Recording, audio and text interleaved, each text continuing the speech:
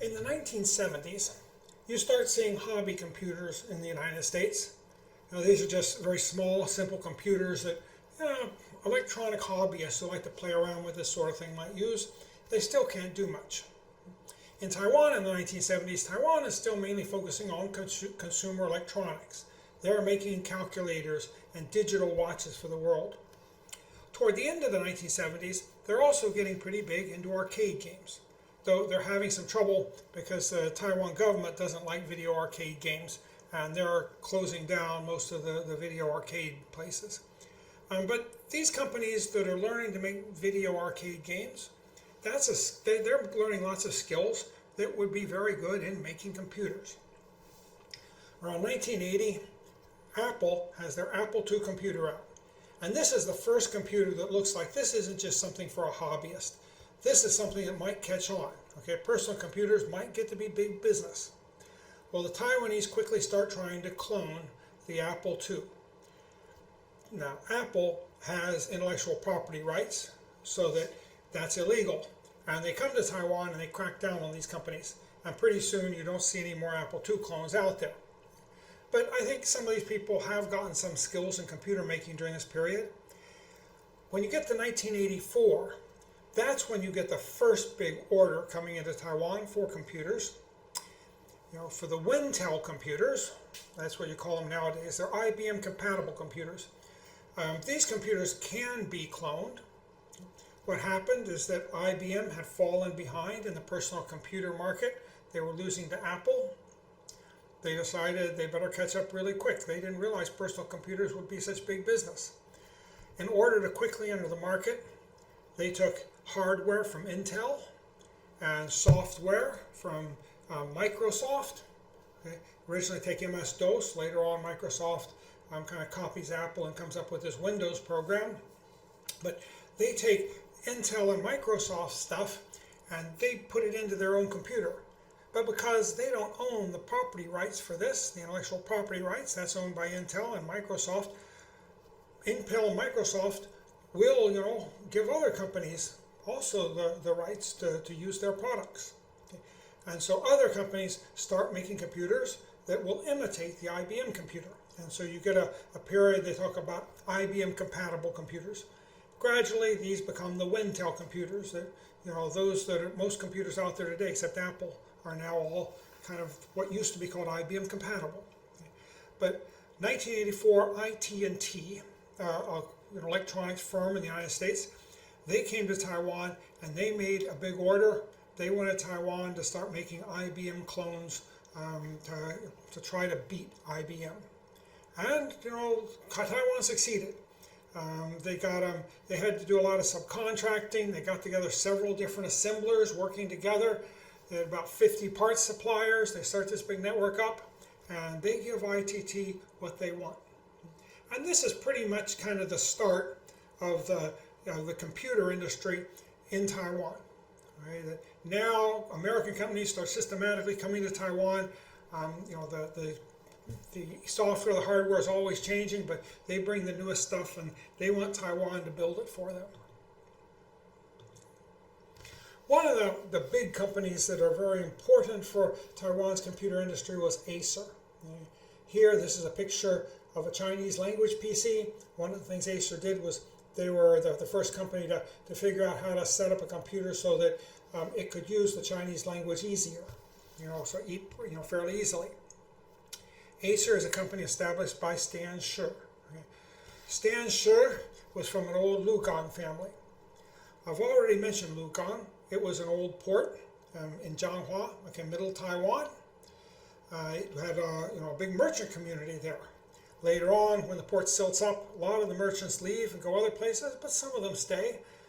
Stan Shi's family had been there for many generations. He was part of this old merchant family there. His father died when he was young. He was raised by his mother, but his mother was quite a business person. Stan Shi, he goes and studies electrical engineering. He gets into a more traditional company that's decided that maybe they want to try to get into electronics too. In 1971, he starts making calculators.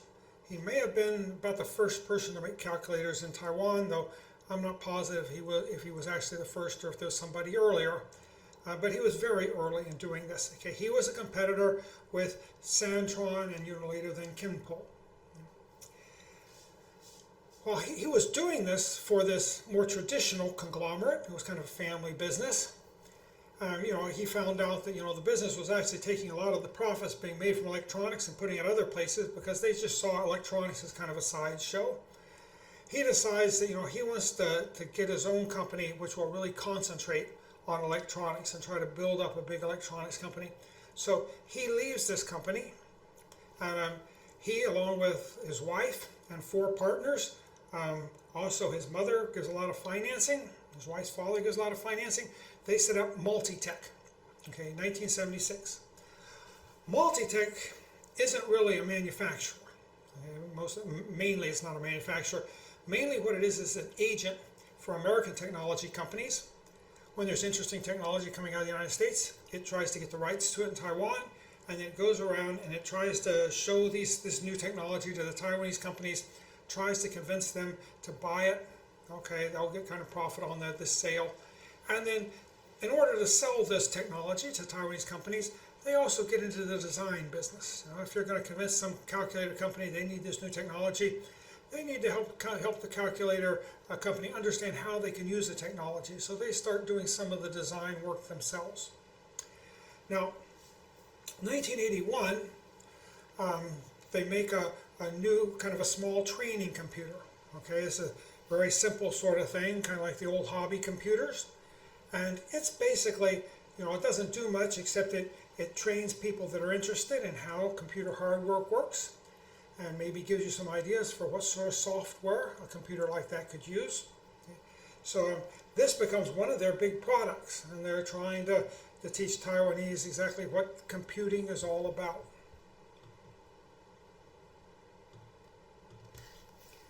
Now, after 1983, I said the big order kind of starts off this stuff is 1984. There was a few small orders coming in 1983, but they start doing OEM for U.S. market. Okay, the U.S. companies are coming to Taiwan, and they say, we want to do this IBM compatible computer. All of these computers are pretty similar. They're constantly new technology coming out, but everybody uses the same technology at the same time. Okay, so Acer gets big into this, and they work with a lot of the brands you see in the United States. It seems like sometimes almost every brand you can think of that was active in the 1980s or 1990s, usually some of their computers were produced by Acer. Okay? But Acer doesn't just do OEM. They also start making computers for their own brand. Now this is usually a problem. If you're a computer company in the United States, you don't want to give your designs to a company who might steal the design and use it to make their own computer, which will compete with you. What Acer does at the beginning to try to tamp down this problem is they don't sell their Acer computer in the American marketplace.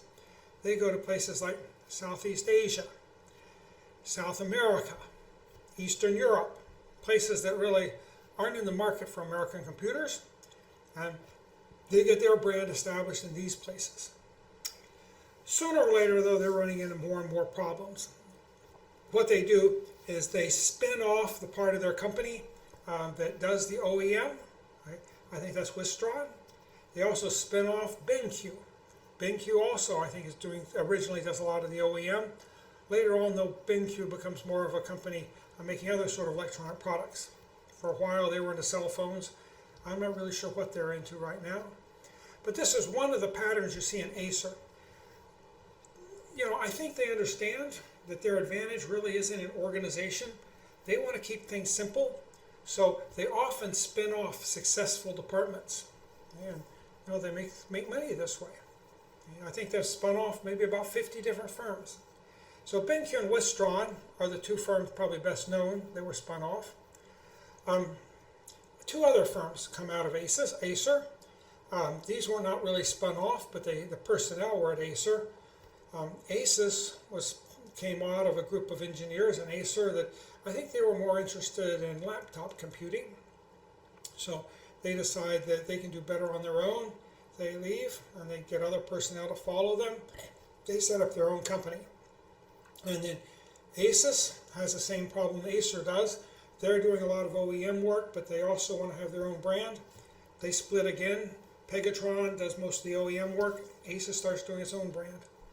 Now I think Acer and Asus don't really do manufacturing anymore. They've become like the American companies. They just decide what sort of computer they want, and then they find other companies that will actually do the manufacturing for them. Besides Acer, one of the big kind of groups of companies that are important in the computer industry are the Santron gang. These are all people that came out of Santron, and I mentioned Barry Lam, Sailing Wen. There's actually one or two others too. Barry Lam, he was in Kimpo, and he and I think also maybe Wen, they decided to leave Kimpo and go into laptop computers. They were one of the early people that saw that laptop computers would be the computer of the future. I happen to be working here on a desktop computer, but I think now there are many more laptop computers sold than desktop computers. So they saw this, they began early specializing in laptop computers, and they again make computers for almost every American or Japanese company you can think of. Okay, they've made some of their computers. Other people that compete with them, and these are companies that also somehow came out of Santron, is Compal and Inventec. And these also are more OEM producers. These three companies, you never see their brand on any computer, but if you've ever used a computer, there's good chances that you've used computers from one of these companies if you've used a laptop. Of course, Asus and Acer, they make lots of laptops. Well, their spin-offs make laptops too now.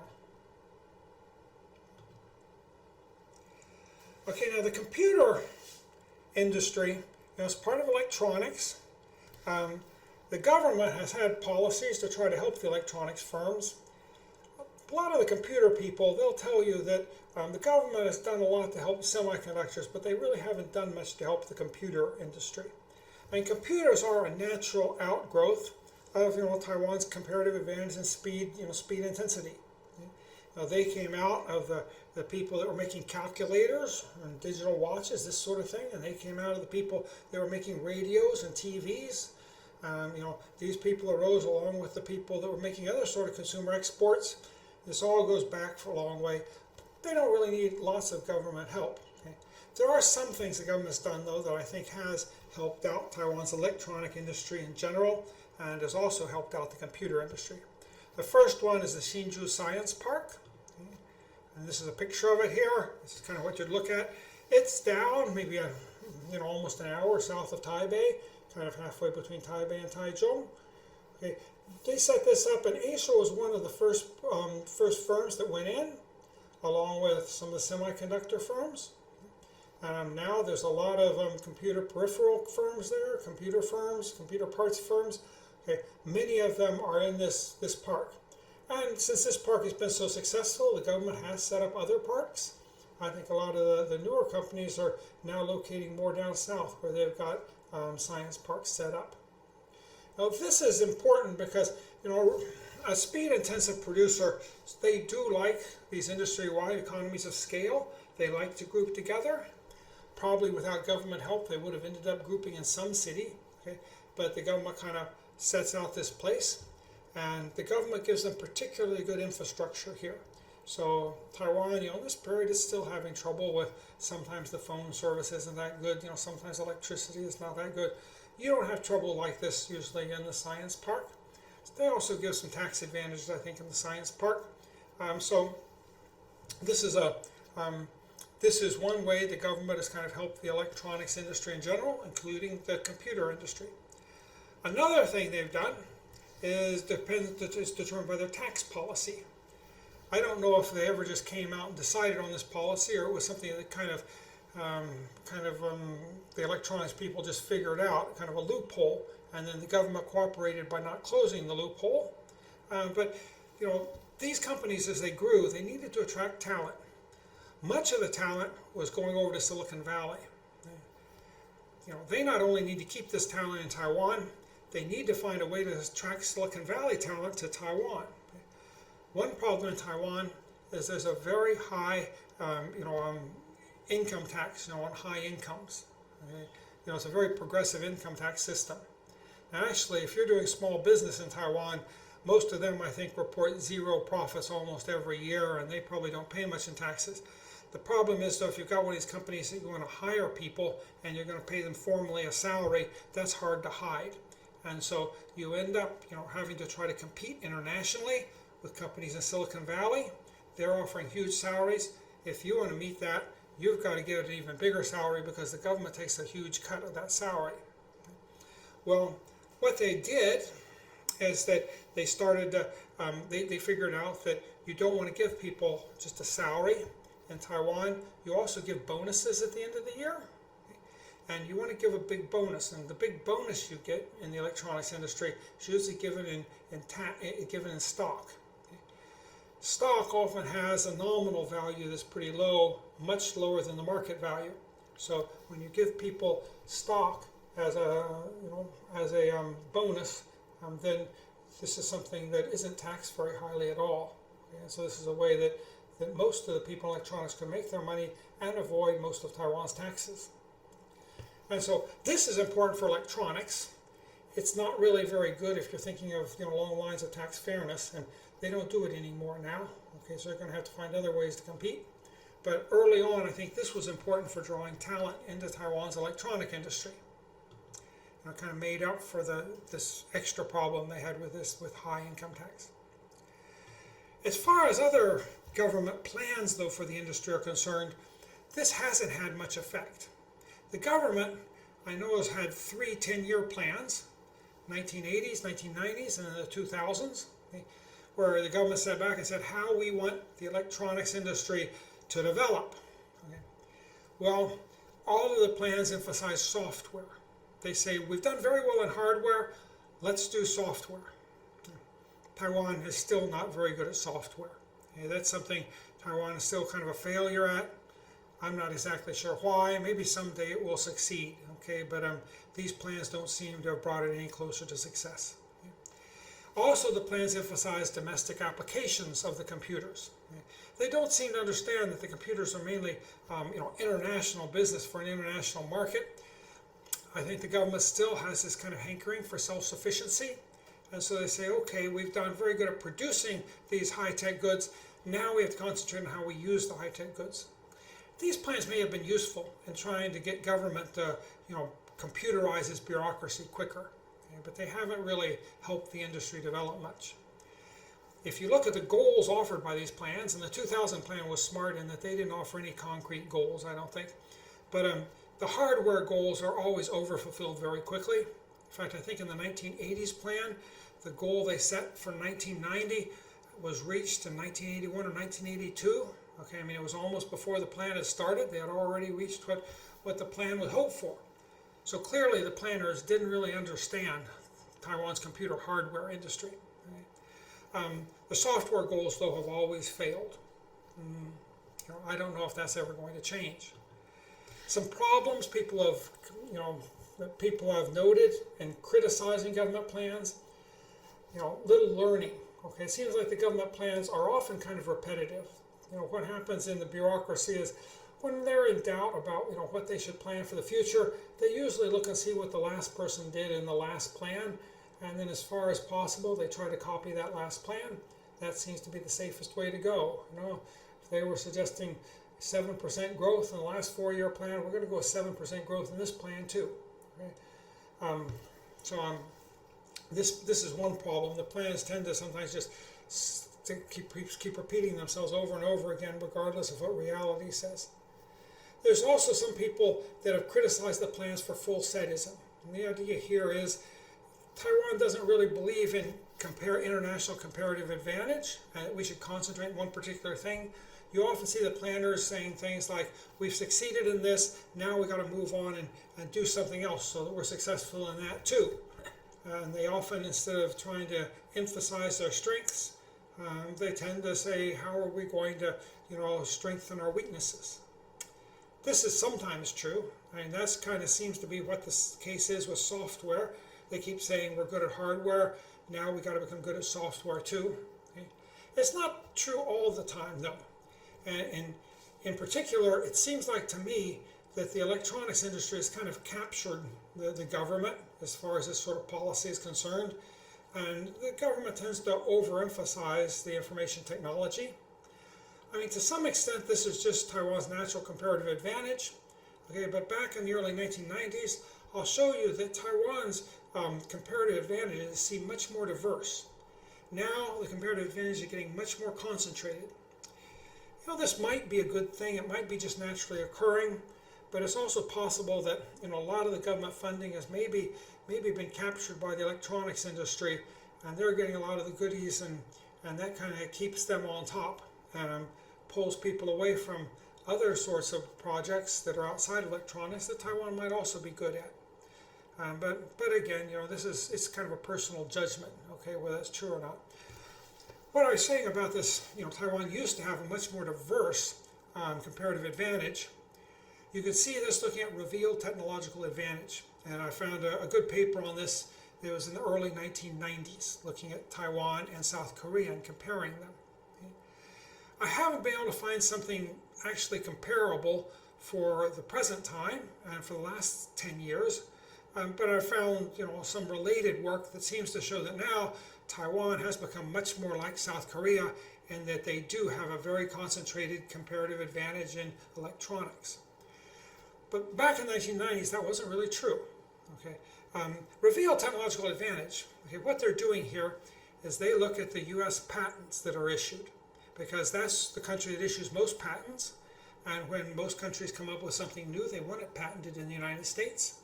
So you look at the U.S. patents, and you break it down into many little categories, and then you look at, you know, what percent of the patents are in that category. Okay. If you see that in the United States, perhaps you know, steel products are 3% of the patents, and then you look at Taiwan, and you find Taiwan has 6% of its patents are in steel, then Taiwan is patenting more in steel than most other countries do. And you would say 6% over 3%, you give Taiwan a 2. Okay, that shows a comparative or a revealed technological advantage. If Taiwan had, you know, only had 1% of its patents that were in this steel products division, and, you know, on average, if they had done what everybody else had done, you would have expected 3%. Well, then you put 1 over 3, and you end up with Taiwan has 0.333. Okay, that's its revealed technological disadvantage. Okay? And here what I've done is I've just looked at the advantages, those categories that Taiwan and South Korea, you know, had more patents than expected. Well, we look at South Korea first. Okay, this is the early 1990s, 1990 to 1992. You start with semiconductors, image and sound equipment, electrical devices and systems, general industrial apparatuses, electrical, okay, calculators, computers, and office equipment. You know, you should be seeing a pattern here. All of this is electronic stuff. Okay, that's what South Korea does in the 1990s. Telecommunications, that's also over 1. You have to be over 1 to have a technological revealed advantage. Assembling and material handling apparatus. That might not be electronics, okay, but that's about the only thing you see here that isn't electronics, okay. It seems like South Korea is very one-sided in this. In the early 1990s, though, you look at Taiwan. First was miscellaneous and metal products. Okay, I think this is kind of, might include things like machine tools, I'm not sure, but this looks pretty good. The next one is electrical devices and systems. Okay, that's more electronic stuff. The third one is other. Okay. Whenever you see miscellaneous or other, that's something Taiwan's going to do good in, okay, because Taiwan is just good at finding the little niches. And these are niches that maybe they've just appeared and they haven't really been defined yet, or maybe they're small enough that they don't get a category of their own. They just stick them in with other or miscellaneous. After other comes textile, clothing, leather, wood products. Okay, it seems like Taiwan is still, you know, doing new stuff, okay, in these consumer goods in the early 1990s. Okay. Other transport equipment, excluding aircraft. Okay, again, other. Okay, general industrial equipment, non-electrical. Okay, so this may also include things like machine tools, and they have a pretty good machine tool industry down in Taichung. non-electrical, specialized, and miscellaneous industrial equipment, apparatus for chemicals, food, glass, etc. This is really kind of surprising. You don't see much here as far as electronics is concerned. But this is going to change, okay? And through the, I'm saying by 2010, when you look at the research, you find that now Taiwan's revealed technological advantage is mainly in stuff like electronics. But in the 1990s, even though Taiwan was already getting better at this, maybe they were doing stuff, since they were just doing OEM, maybe they didn't have their own patents. That may have been important. They had a lot of other things going for them that have now seemed to become less important, and electronics has kind of taken over everything. So, that's kind of how the electronics industry developed, okay, going from, calculators and things like this up into computers, okay. In the next section, I want to look at semiconductors, okay, and these are a little bit different.